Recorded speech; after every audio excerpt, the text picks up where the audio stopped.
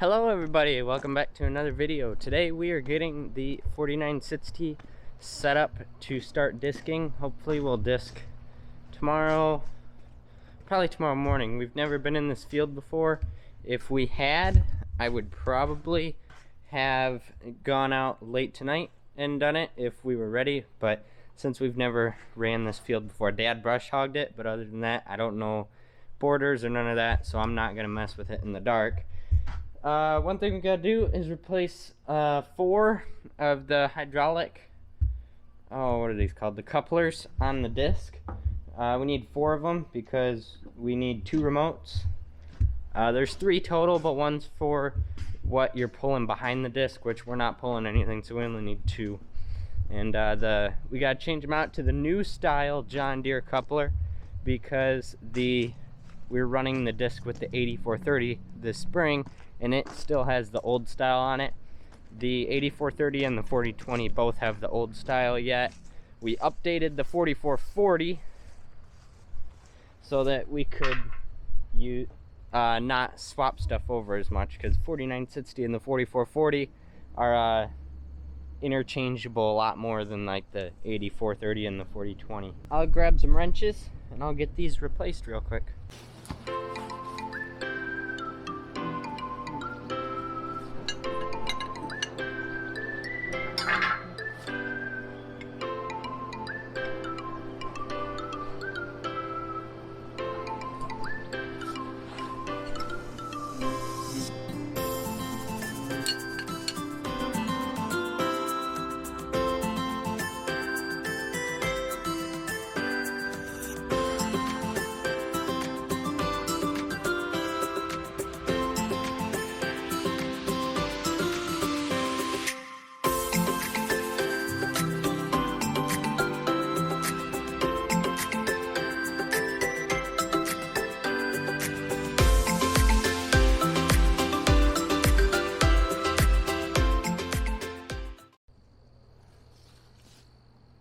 So I got all of them except this one. This one has some weird adapter thing on it that I can't get off, so I'm gonna see what Dad wants to do with this one. It's some special, it might be pipe to O-ring adapter, but I gotta see what Dad wants to do with that. And well, Dad is feeding the cattle and doing some organization with bales and stuff, so I am going to fix the tire that was on the disc that had a blowout in the tube. We got the new tube right here.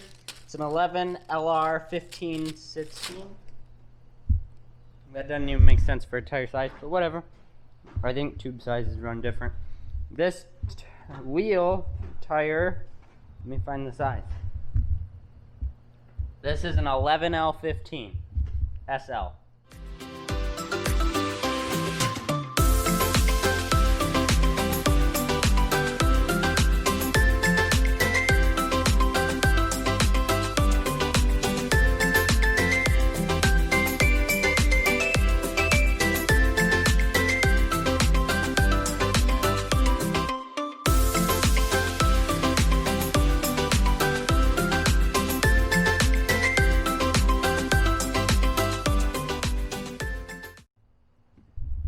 That is probably the easiest tube job I've ever done, and it only took half an inch of caramel corn.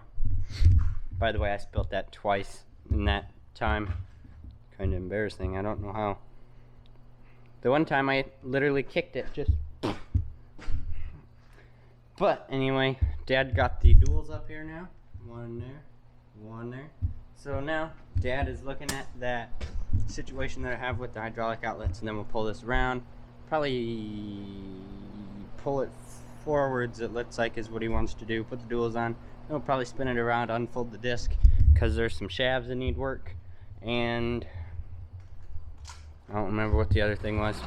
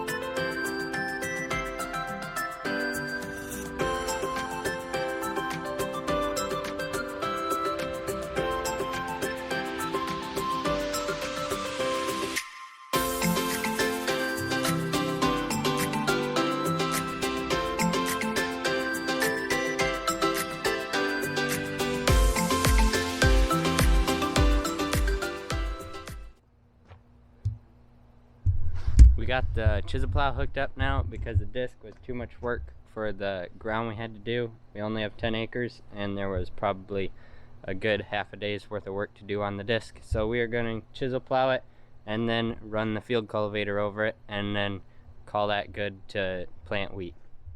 Hello everybody, good morning. I came in the shop early this morning and kicked the heater on, and it's fairly toasty on this side of the shop. It's still heating up on this side, but it feels amazing to be able to come in here, kick a heater on, and know that you can work without a coat on, sometimes without a sweatshirt, but usually you leave the sweatshirt on. But today we are going to start the day off with fixing a flat tire on the skid loader.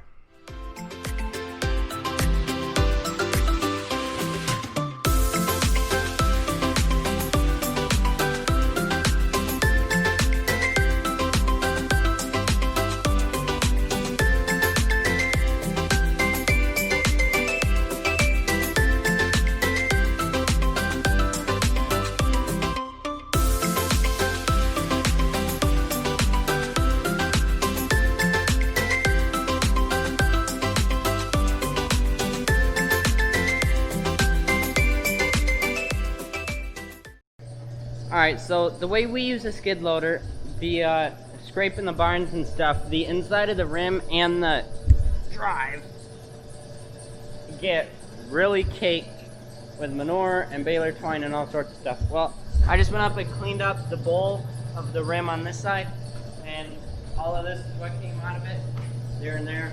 And this, I haven't touched this yet. This is nowhere as bad as it usually is. Usually you have a ton of baler twine wrapped up in this, but it looks like just a few pieces and we got some mud to take care of, but we'll do that when we get done with the tire. So now we just gotta break it down and find the leak.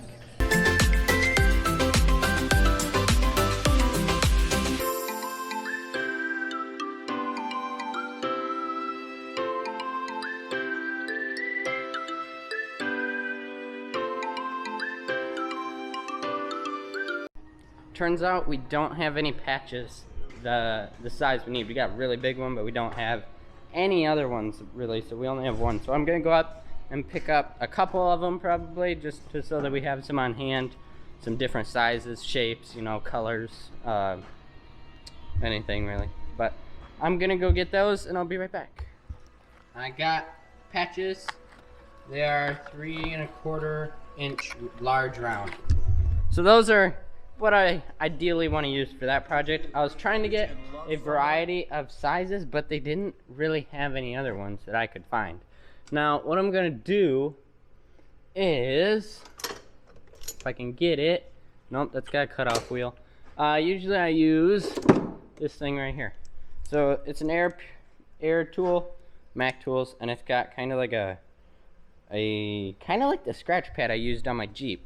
That sort of material, and this is what I use to clean off the tube. It's a lot faster than using those little sanding strip things, so that's what I'm gonna do. I gotta clean this up and then put the patch on.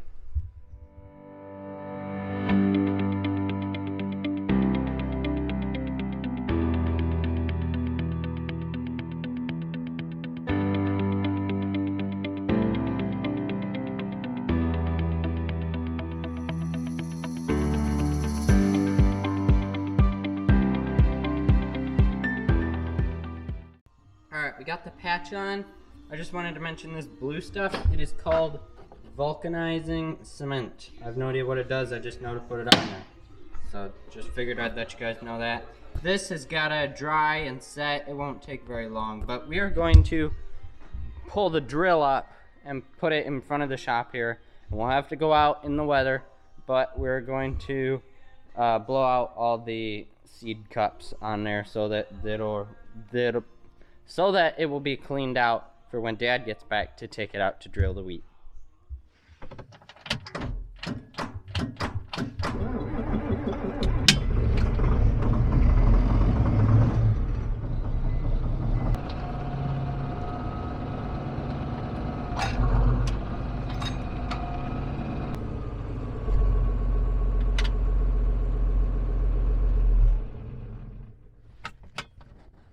So what we have to do on the drill is there's these things called cups on every single row, and what we got to do is there's this lever on the side that restricts, or that holds the drop. I don't know how it controls the drop rate of the seat exactly, but you pull it to the side and pull it down, and we got to do that on every single one. And then we'll come out here with the air compressor wand and blow them all out.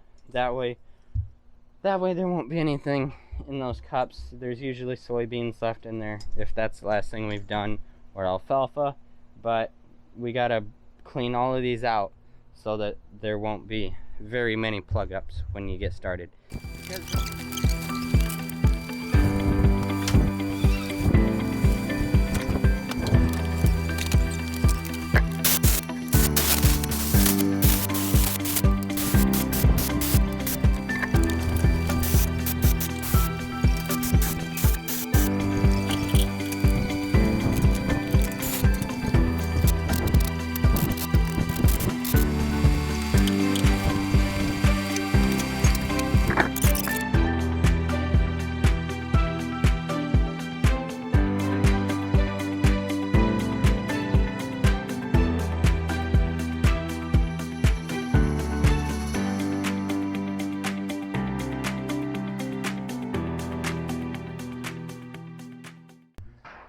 So this white piece of poly is what we're putting in this grain tank, and it's going under that auger, and there's another auger underneath that cover, which we're not going to worry about that one right now. We're doing this one because we have to use this combine on Monday. So we got to get the poly in quite a bit farther, probably 3-4 inches. So we got to get it moving somehow. For some reason it's not moving right now. I've got some pry bars behind me. Then I'm going to try and come up on this edge, pry up and hit it on the other side. I think it might be stuck on something. Not 100% sure, but we just got to get it moving. And then once we get it in place, we put the brackets down on one side and then rivet it on the other. Okay, a little bit of a progress update. I got it in, figured out what it was.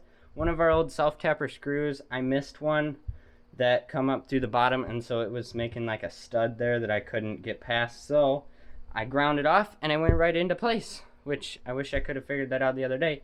But now I have the shims in place. I have these poly shims that are included. Let me see if I can. No, I don't have the loose one. You can kind of see them.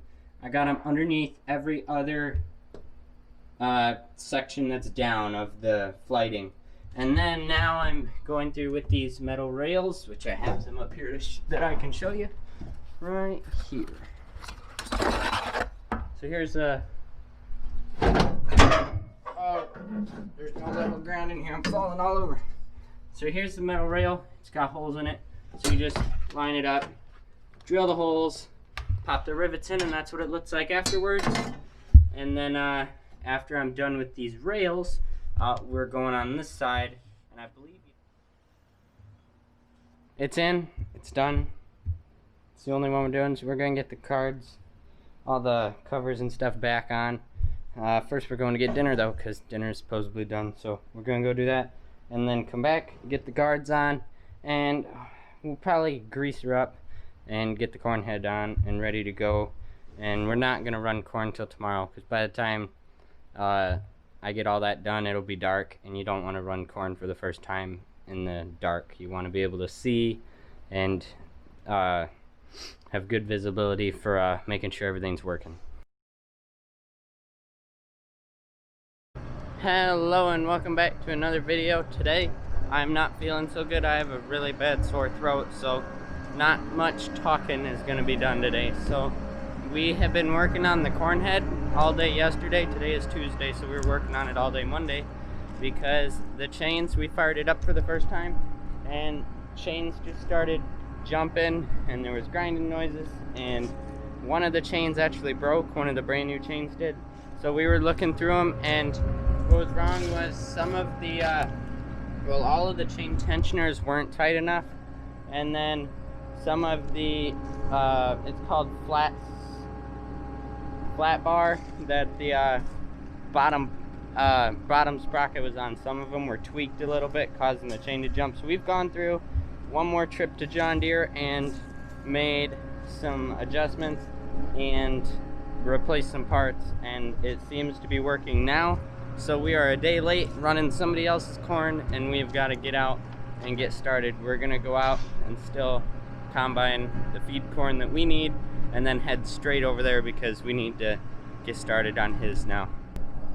Alright, Dad is heading out just to the field across the road here from the farm. I'm gonna pull the grain truck out because we need a place to dump our feed corn, and we don't have a good wagon that can keep corn in it. So we are going to dump this. This has corn screenings and wheat screenings, kind of like a mix from our local elevator. And we have to go through and unbolt the tailgate so that it'll come out. It's not coming out the way it is right now. So we have to unbolt the tailgate, and we'll dump it and then bolt the tailgate back up and put the corn in it. Once Dad's full, he's going over there, and we'll probably do 2 hoppers maybe. So I'm gonna get the oil checked on the L8000 and we'll get that going. Sadly, I can't drive and record with this truck because it's a stick and not an automatic like the other one. So you guys will just have to wait and trust me that I pulled the truck over to the other spot. Here we are now in the spot where we want to dump it, and we have 2 bolts on this truck. One there, yeah, just 2. The other one has 4, I think. So just those 2 bolts, and then this whole tailgate is undone, and we can dump the truck. So I gotta go find some wrenches. I think these are 15/16ths, or some weird like 15/16ths on one side and 1 inch on the other, something like that. This is just plugging a hole. We can take this out now. There we go. I guess it wasn't plugging a hole anymore. Well, time to go get the wrenches and get this off. Just got done planting wheat in this field and the field there. And we got one more to do, but we got to no-till it, so I'm going to go up to the farm and get Dad, because he said we might have to set the drill down a little bit, and so I don't know exactly how to tell if we need to, or how to do it exactly. So I'm gonna go get Dad and see if he can help me grab a little bit more seed, and then see what the deal is with the combine. I've been sick the last few days. I don't know if you noticed. I skipped about 2-3 days of recording as well, and I'm still sick, but I'm good enough to be able to drive a tractor or a combine, so that's why I'm out now. I was as sick as a dog yesterday, but I managed to get out here and fit up these 2 fields. Can tell I was sick because I didn't do a good job, but anyway, I am still not feeling the greatest, but I'm gonna go and get Dad and get the drill set up right.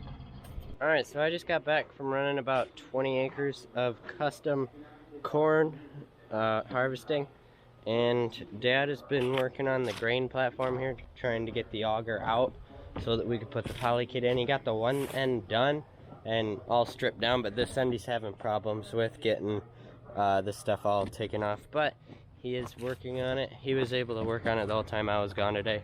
And then my Jeep is also in the shop. I got to check the rear axle gearbox, rear axle fluid level, because it looks like it's been leaking, but I don't know exactly where the plug is to check, so I got to do some research on that before I can get that taken care of. I don't exactly, there's no obvious thing that says this is where you do it, so I gotta go and do some research. This is the end of the video, guys, so if you enjoyed, leave a big thumbs up and don't forget to subscribe, and I'll see you next time.